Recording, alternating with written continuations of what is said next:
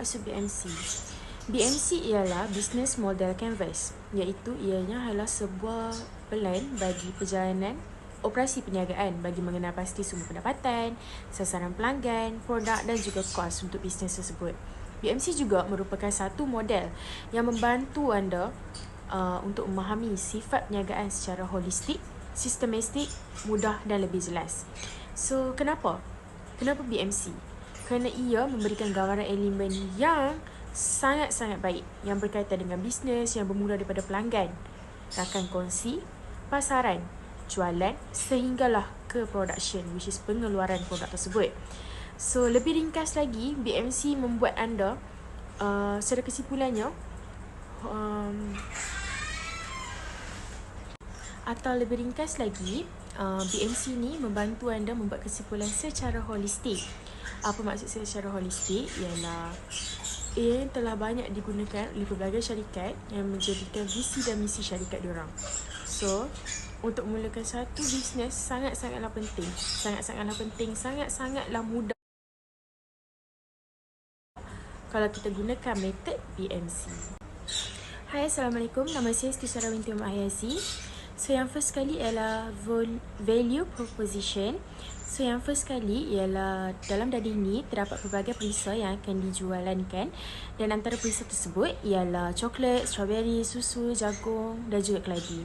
Bukan itu saja, kami juga menyediakan dadi yang diletakkan pelbagai perisa dalam satu bekas, iaitu dadi sedut. Dan juga yang ketiga ialah pelanggan akan diberikan business card, di mana business card itu akan terdapatnya nombor telefon kami, nama kami.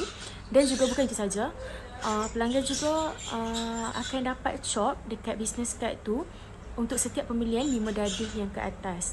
So, bila beli 5 dadi ke atas, untuk setiap pembelian selama 5 kali akan dapat ganjaran dadi yang lebih lah. Jadi yang keempat pula ialah pelanggan juga akan mendapat kelebihan, iaitu order ni akan disiapkan dalam secepat yang mungkin. So, kalau order hari ni, kemungkinan boleh dapat hari ni, ataupun paling lambat ialah 1 hari. Seterusnya ialah revenue streams, di mana dadi-dadi kami ni akan diletakkan di kedai-kedai makanan yang menjadi tumpuan. So, dengan cara tu maybe bisnes dadi ni akan lagi naik lah. So, yang seterusnya ialah kami akan menyuruh pelanggan membuat review. Tapi bukan secara paksaan lah, which is kalau pelanggan tu nak buat review, so di mana dia boleh post dekat status, dia boleh post kat IG, boleh post kat any social media, Facebook, Twitter, semuanya lah, untuk menaikkan lagi bisnes ni. Boleh juga jadi kami menyuruh influencer-influencer, orang-orang yang terkenal mereview dadis tersebut. So dengan cara itu maybe bisnes akan lebih ni lah. So yang ketiga ialah membuat jualan di tepi jalan. So, apa maksud saya membuat jualan di tepi jalan ni ialah maybe kami akan buka kedai di tepi-tepi jalan di mana orang lalu lalang di situ dengan kerap. So, dengan cara itu maybe orang boleh nampak kedai kami dan akan beli dadi tersebut. So, boleh juga dalam kios dalam mall. So, dapat pelbagai cara lagi lah selain daripada dua itu. So, yang seterusnya ialah cost structure. Cost structure ni ialah cost yang akan digunakan untuk kami untuk bisnes ni lah. So, yang first kali ialah kedai. Kenapa kedai? Sebab kalau untuk mulakan bisnes kena ada kedai kan. Bila kena ada kedai ialah kita akan sewa kedai. So itu akan termasuk dalam cost structure. Yang kedua ialah bahan-bahan untuk membuat dadi. Bahan-bahan untuk membuat dadi ni macam tepung dadi, perisa, colouring semua kan. Semuanya akan masuk dalam bawah bahan-bahan untuk membuat dadi. Dan yang ketiga ialah lesen kedai. Lesen kedai ni ialah untuk memulakan satu bisnes di sebuah kedai mestilah kena ada lesen kan, untuk lesen perniagaan. So yang keempat ialah bekas untuk makanan. Bekas untuk makanan ialah bekas untuk dadi tersebut lah. Dadi tersebut bila diberikan kepada pelanggan, bila diberikan kepada pelanggan akan adanya sudi plastik dan juga bekas. Dalam kos untuk ini juga akan termasuk airbag plastik, which is untuk pembelian yang banyak, mestilah kena ada plastik. So yang last sekali ialah minyak kereta dan juga minyak motor. Minyak kereta dan minyak motor ni ialah untuk bagi pelanggan yang minta kami hantarkan dadi tersebut kepada mereka dan bukan mereka membeli kepada kami. So akan ada nilai charge untuk COD. Itu saja untuk cost structure.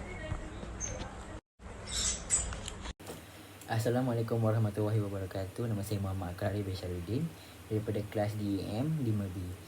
Nombor pendaftaran saya ialah 03DEM 20F1010. Hari ini saya akan menceritakan 3 daripada business model canvas iaitu BMC, iaitu Key Partners, Key Activities and Key Resources. So saya akan mulakan daripada key partners. So yang pertama ialah key partner, iaitu rakan perniagaan. So rakan perniagaan ini bermula daripada iaitu suppliers, iaitu pemborong, dari mana kita mendapatkan produk tersebut. Dan yang kedua ialah partner untuk support business, iaitu rakan perniagaan yang sanggup melabur, memberikan modal kepada kita untuk menjual produk. Dan yang ketiga ialah influencer ataupun artis-artis untuk membuat review. So kita akan beri dadih dan mereka membuat review, maka mereka akan mendapatkan sikit